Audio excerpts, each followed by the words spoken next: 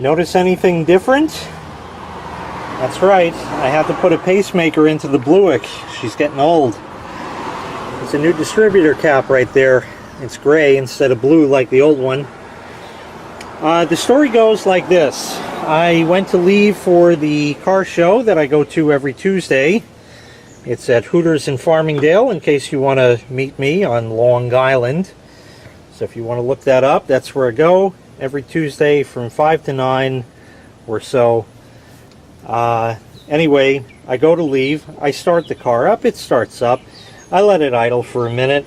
I go, and everything's fine. And I get down to the end of the block. I make my right turn because I had to go to the gas station. And I went there.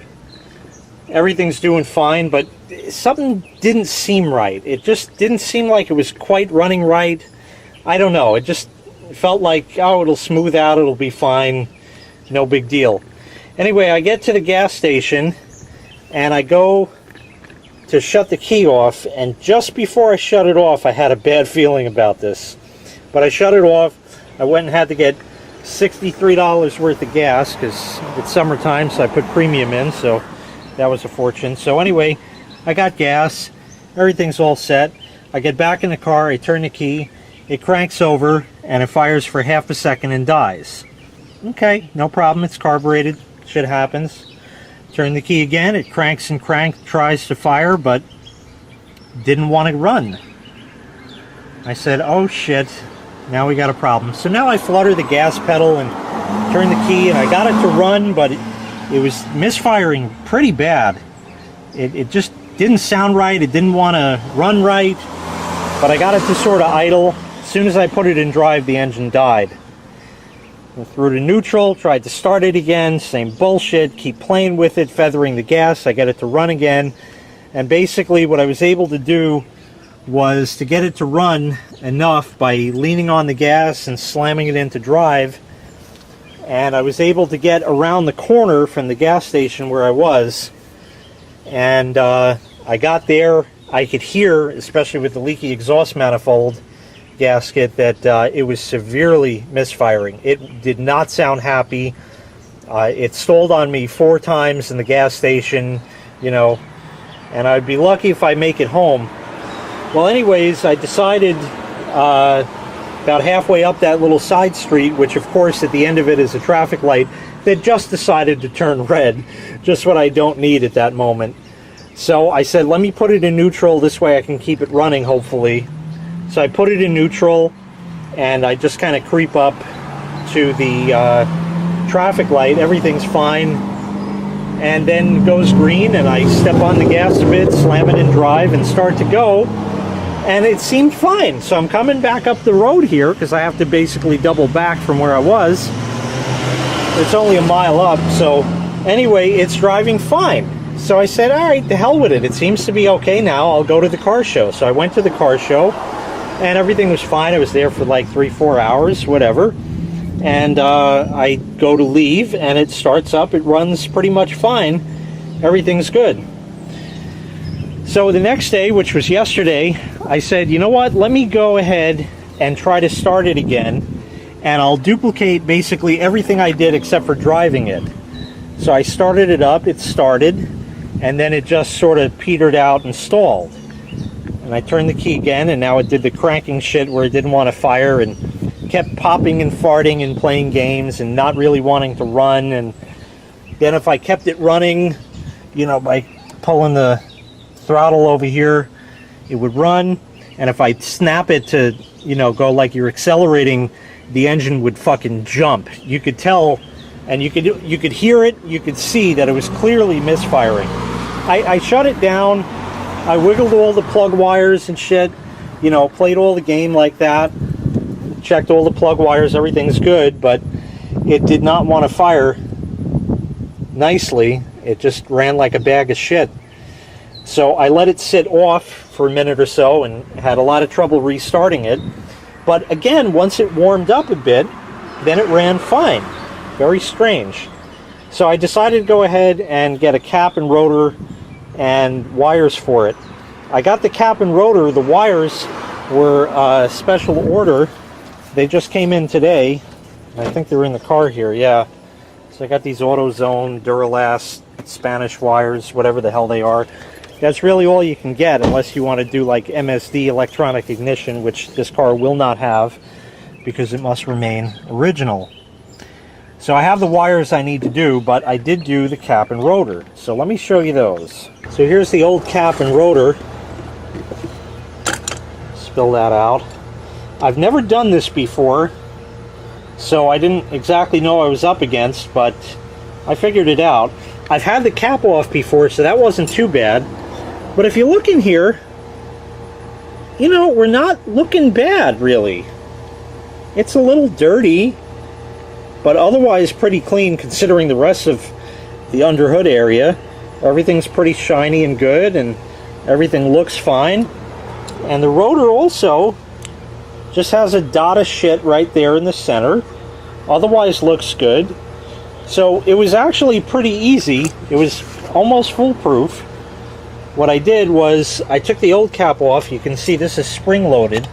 So you push it down and you can see the hook there. So when you push it down, you then rotate it and that comes around and unhooks from the bottom of the distributor. So I got that off, no problem.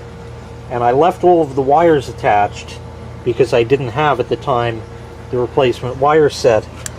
And for the rotor, it's very simple. There's just 2 screws, as you see. Now you can always look at the terminal to see which way it's pointing when you take it off, but they even have you covered on that. See, there's a square peg there, and that's got a round one. So maybe that's where the adage, trying to put a square peg in a round hole came from. I don't know, but they certainly made it so you can't fuck it up. One thing that's interesting is this cap and rotor. I have no idea how old it is, but it does say Made in USA right there. And the cap itself also says Made in USA right in there. So it doesn't look bad. Everything in here looks fine. It's oily and greasy and shit. But it's there, and that little shutter, of course, is to get at the points and condenser, or rather the points, I should say. You can't get at the condenser with the cap still on. But that way you could set the dwell, which I know nothing about. I just know that you need to do that. So that was that, and it was pretty easy. So I got the cap and rotor replaced. So because I'd only have the problem when the engine was cold before it was warmed up, after I replaced the cap and rotor yesterday, I turned the key and it fired right up. I said, okay, good, and I let it run for like 15 minutes. It seemed to run nice and smooth. Everything was good. And I was also having this other weird issue at traffic lights. I'd just be sitting there and the car just gets into its low, lumpy, and every now and again it would just stop dead for a split second and then continue on like nothing happened. And you'd hear it and you'd feel it. But it would just only happen at traffic lights, in drive, you know, on the brake, just sitting there. And it wouldn't happen any other time. Like driving, it was fine. So it was rather strange in that regard. But anyway, the new cap and rotor were on there. There's no adjustments to make or anything to do because everything just fits and works exactly as it should. So I left the car from yesterday till today. Now, I was going to do the plug wires now because I have them, but that sun is not going to allow me to do that. This is like the worst time of day to do it. But what I will do is fire it up for you. Now, I've had it running already today.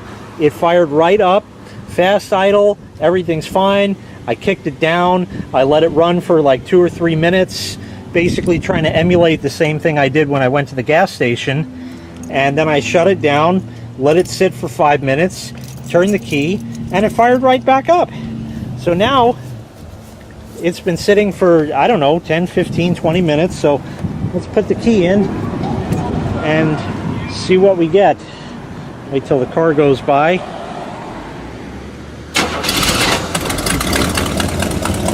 It's been sitting, so it does that old Bluick syndrome where you got to crank the fuck out of it.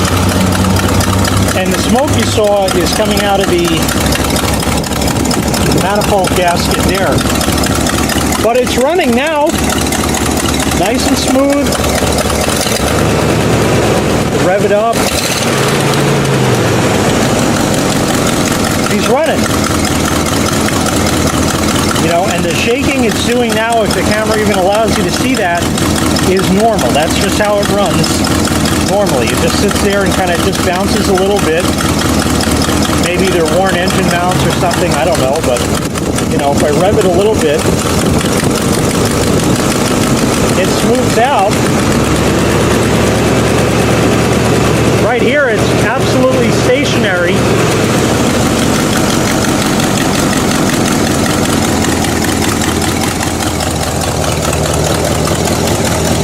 There we go. So this is how it would always run. It's running great now. Just needed a pacemaker. So all in all, the good part about having an old car is that the parts are pretty cheap for it. The wire, cap, and rotor were 50 bucks. Not too bad. And the plug wires, obviously, you just do one at a time. So that's really it. I'll get those done when it's not as sunny out, and that'll be that. Fortunately, it was a simple fix. Why and how it just decided to go bad at that moment, I have no idea. Nobody else does either. It just did. So that's it. She's running again, and all it needed was a pacemaker. So everything's good. And obviously when I do the new wires, I'll clean everything up and make it look nice. I just put the coil wire on top just to see if it would run. I haven't driven it since repairing it, but like I said, when I would rev it, this engine would bounce out of control and you could hear the misfire and all that shit. Now,